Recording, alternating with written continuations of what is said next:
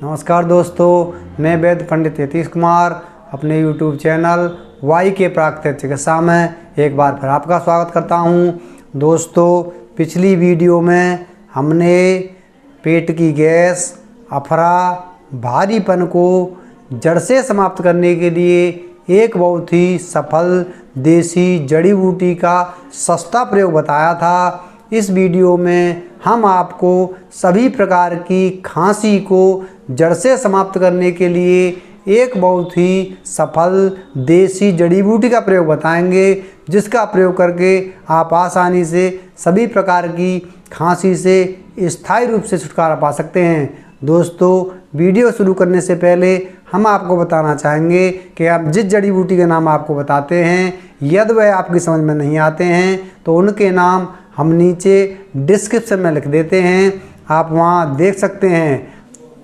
तो इस योग में हमारी पहली जड़ी बूटी है मिश्री। यह मिश्री आपको 80 ग्राम लेनी है।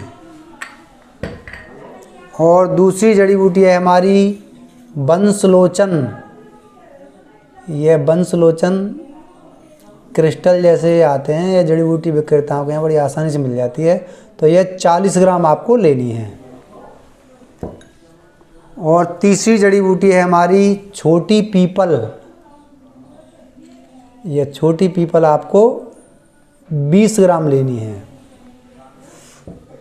और चौथी जड़ी बूटी है हमारी छोटी इलायची।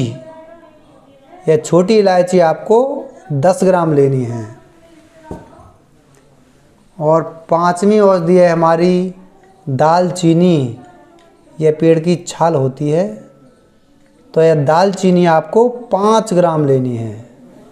अब आपको क्या करना है, यह पीपल, दालचीनी और यह छोटी इलायची, इन तीनों को सुखा करके अलग से पीस करके बारीक पाउडर बना लें। मिश्री को आप अलग से पीस करके पाउडर बना लें और बंसलोचन को अलग से पीस करके पाउडर बना लें।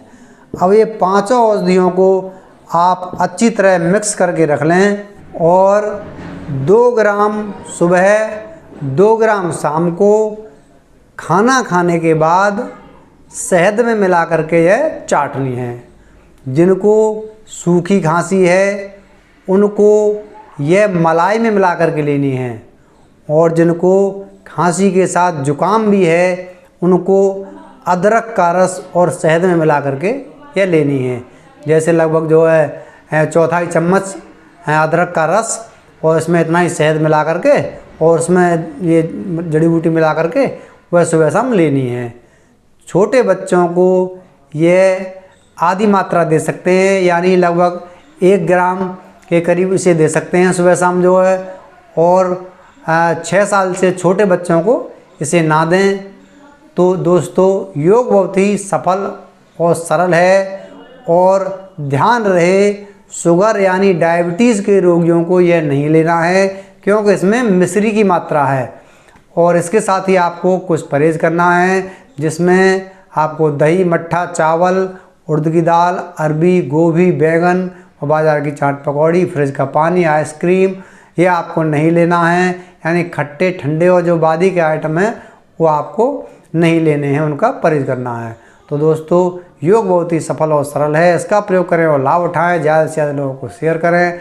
तो दोस्तों, हमारी वीडियो आपको कैसी लगी? यदि हमारी वीडियो आपको अच्छी लगी तो हमारे चैनल वाई के प्राकृतिक चिकित्सा को सब्सक्राइब करें, लाइक करें, शेयर करें और बेल आइकन दबाना ना भूलें। तो धन्यवाद दोस्तों, वीडियो को अंत तक देखने के लिए। आगामी वीडियो में फिर मिलेंगे किसी महत्वपूर्ण योग के साथ। तब तक के लिए आज्ञा दीजिए। धन्यवाद।